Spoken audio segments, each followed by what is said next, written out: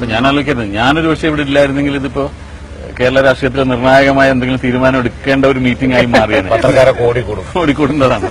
ഞാൻ വന്നുകൊണ്ടാണ് ഇതൊരു പത്രക്കാരൊക്കെ ഓടിക്കൂടും. ഇവിടെ പോയിന്റുകാർക്ക് പോയിരുന്നിട്ട് എന്തോ ആലോചിക്കുന്നത്. ഇപ്പൊ ഒരു സുഹൃത്ത് സംഭാഷണമായിട്ട് മാറി, അല്ലെങ്കിൽ സൗഹൃദ സദസ്സായിട്ട് മാറിയത് എനിക്ക് തോന്നുന്നത് ഞാൻ ഉള്ളതുകൊണ്ടാണല്ലേ. എനിക്കൊരുപാട് അഭിമാനമുണ്ട്. നല്ലൊരു മുഹൂർത്തല്ലേ. അതെ. അല്ല, ഈ രാഷ്ട്രീയ പ്രവർത്തനങ്ങളെ നമ്മൾ ജനങ്ങൾ അറിയുന്നുള്ളൂ. ഇപ്പോൾ അല്ലെങ്കിൽ മുസ്ലിം ലീഗ് എടുക്കുന്ന ഒരു തീരുമാനം, അല്ലെങ്കിൽ ആ മീറ്റിംഗാണ് ഞങ്ങൾ ടി വി കാണുന്നത്.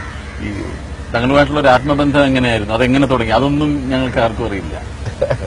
ഞങ്ങളൊക്കെ പാർട്ടിയായിട്ടുള്ള ബന്ധമല്ലല്ലോ, അല്ലാതെ തന്നെ അല്ല. ഞങ്ങള് ഒന്നിച്ച് കാണുമ്പോ ചെറുപ്പത്തിനുള്ള ബന്ധം ഒരു ഫാമിലിയായിട്ട് വളരെ മുമ്പുള്ള നമ്മളെ ഫാദറിന്റെ അടുത്ത ആൾക്കാരിന്ന് വരെ, പിന്നെ ഗ്രാൻഡ് ഫാദർ.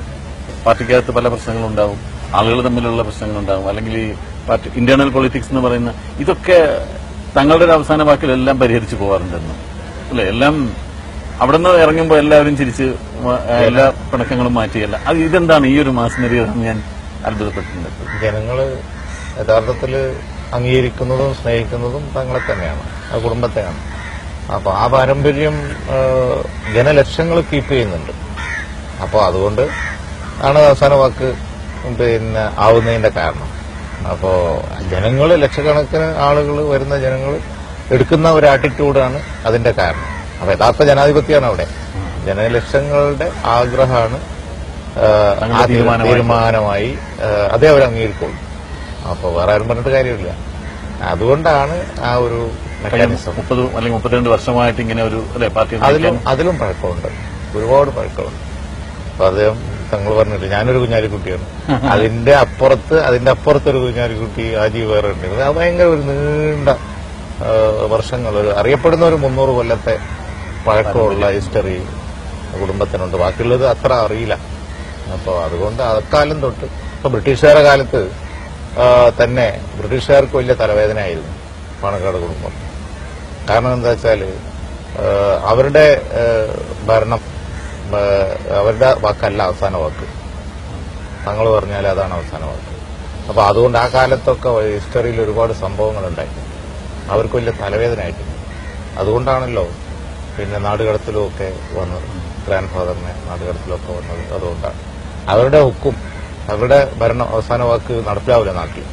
തങ്ങൾ പറഞ്ഞാൽ അതാണ് അവസാന വാക്ക്. അതാണ് അങ്ങനെ ജനങ്ങൾ അക്കാലം തൊട്ട് തന്നെ അതിലൊരു ജാതമത വ്യത്യാസമില്ല അല്ലേ. സമുദായത്തിൽപ്പെട്ട ആരും ജാതി മത ഭേദമന്യേ അറിയപ്പെടുന്ന ഒരു 10-300 വർഷം തൊട്ട്, ഞാൻ 10-300 വർഷം ഏകദേശം പറയുകയാണ്. ഞാൻ മുമ്പുള്ള ചരിത്രം മൂലം എടുത്താൽ തന്നെ റിസർച്ച് ചെയ്തതിന് മുമ്പ് ഉണ്ടാവും. അപ്പൊ ആ ബ്രിട്ടീഷുകാരുടെ കാലം തൊട്ട് തന്നെ ആ കുടുംബത്തിന് അങ്ങനെ ഒരു ഇതുണ്ട്. കാരണം വെച്ചാൽ ജനങ്ങള് അവസാന വാക്കായി കണക്കാക്കുന്നത് അവിടെയാണ്. അത് രാഷ്ട്രീയമല്ല അന്നൊന്നും, അവനവന്റെ കാര്യത്തിന്. അതായത് അവരുടെ കുടുംബ വിഷയം, അവരുടെ കല്യാണം, അവരുടെ മരണം, അവരുടെ ബാക്കിയുള്ള വിഷയങ്ങൾ, മാലില്, പള്ളി, ഇനി അതുമല്ല നാട്ടിലുള്ള വിഷയങ്ങളെ സംബന്ധിച്ചുള്ള ഒരു മധ്യസ്ഥത, അതില് തർക്കങ്ങളായാലും അതിൽ ജാതി മത വ്യത്യാസമൊന്നുമില്ല. ഇത് വളരെ ഹിസ്റ്റോറിക്കലാണ്. ഞങ്ങളുടെ ഈ തീരുമാനം ഇങ്ങനെ വരുന്ന ഒരു വളരെ ഹിസ്റ്റോറിക്കൽ, അതിനൊരു വലിയ ചരിത്ര പശ്ചാത്തലമുണ്ട്. മുനികൾക്ക് എനിക്ക് തോന്നുന്നു ഓർമ്മ നോക്കുമ്പോൾ മുതലേ കണ്ടു കാണും അല്ലേ. തങ്ങളുടെ ഫാദർ പാണക്കാട് ഉപ്പത്തങ്ങൾ മുതലുള്ള ബന്ധമാണ് വാപ്പയായിട്ടുള്ള ബന്ധം. അത് കഴിഞ്ഞ് വാപ്പയും തങ്ങളും തങ്ങളെ കുടുംബത്തോടുള്ള ബന്ധം, അതേപോലെ തങ്ങള് പിന്നെ വളരെ ചെറുപ്പത്തിലാണ് പാർട്ടിയുടെ ഇത്രയും വലിയ സ്ഥാനം ഏറ്റെടുക്കുന്നത്. വാപ്പകിത്തങ്ങളുടെ കാലശേഷമാണ് പൂക്കോയത്തങ്ങള് പ്രസിഡന്റ് ആകുന്നത്. പക്ഷേ അതിനു മുമ്പും പൂക്കോയത്തങ്ങള് എല്ലാം സജീവമായിട്ടുണ്ട്. ലീഗ് 5 സീറ്റ് മലബാറില് മദ്രാസ് അസംബ്ലിയിലേക്ക് ജയിക്കുന്നത് പൂക്കോയത്തങ്ങള് തങ്ങളുടെ പിതാവ് ലീഗ് ചെയർമാനാണ്. അപ്പോ ഒരർത്ഥത്തിൽ പറഞ്ഞാല് പൂക്കോയത്തങ്ങൾ ലീഗ് ചേർന്നപ്പോ ജനലക്ഷങ്ങൾ ലീഗിലേക്ക് കൂടെ ചേർന്നു. അപ്പോഴാണ് ഒരു വ്യത്യസ്തമായ ചിത്രം ലീഗിനുണ്ടാകും കേരളത്തിൽ. അന്ന് മലബാർ മദ്രാസ് അസംബ്ലിയുടെ ഭാഗം അപ്പോഴാണ് ഉടലെടുത്തത്. അപ്പോ അതിനൊക്കെ ലീഡർഷിപ്പ് കൊടുത്തത് ബാപ്പുത്തങ്ങളാണ്, അത് സംശയമൊന്നുമില്ല. പക്ഷേ അടിസ്ഥാനപരമായി പൂക്കോയത്തങ്ങളുടെ സാന്നിധ്യം എല്ലാ കാലത്തും ഉണ്ട്. അതാണ് അടിത്തറ. അതാണ് ബേസ് എപ്പോഴും.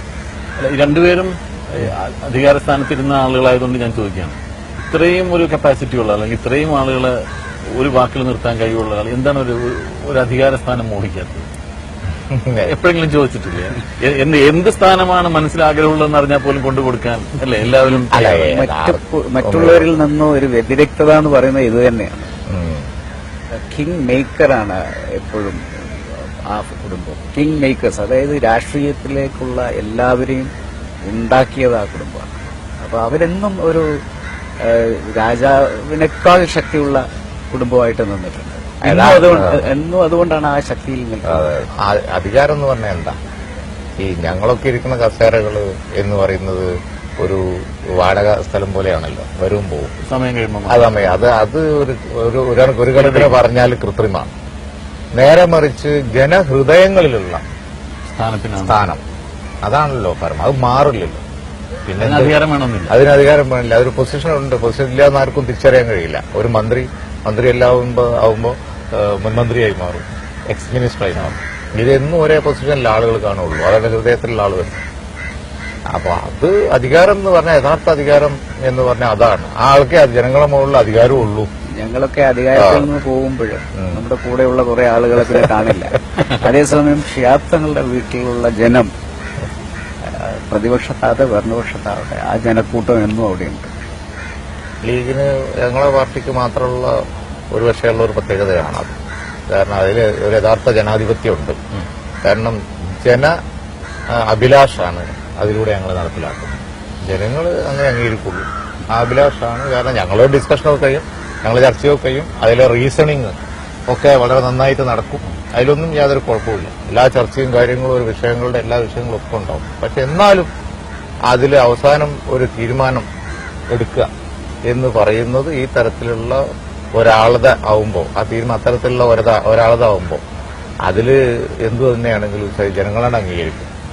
അപ്പൊ അത് തന്നെയാണ് ഞങ്ങളുടെ ആ രീതിയുടെ ഒരു പ്രത്യേകതയുള്ള വിഷയം അല്ലേ മുനിയവൻ? എന്താണ് ജനങ്ങൾക്ക് കൊടുക്കുന്നത് അങ്ങയുടെ ഒരു സന്ദേശം? നമ്മൾക്കിനിയും വിദ്യാഭ്യാസത്തോടെ മുന്നോട്ട് പോകുന്നുണ്ട്. അതിനുവേണ്ടി നമ്മളെല്ലാവരും ഒന്ന് പ്രവർത്തിക്കുക. അതുപോലെ സമുദായ മൈത്രി, അതും പ്രധാനപ്പെട്ടതാണ്. അപ്പോൾ അത് നിർത്തിക്കൊണ്ട് നമ്മളെല്ലാവരും ജീവിക്കുക. ഇങ്ങനെ വ്യത്യസ്തമായ മതങ്ങളുണ്ടെങ്കിലും എല്ലാവരും ഒന്നായിട്ട് ജീവിക്കുന്ന സമ്പ്രദായം കേരളത്തിലുള്ളത് പ്രത്യേകിച്ച്. അപ്പോൾ ആ പാരമ്പര്യം കൂടെ പിടിച്ച് നിലനിർത്തണം. അതിനുവേണ്ടി എല്ലാവരും സഹകരിക്കും.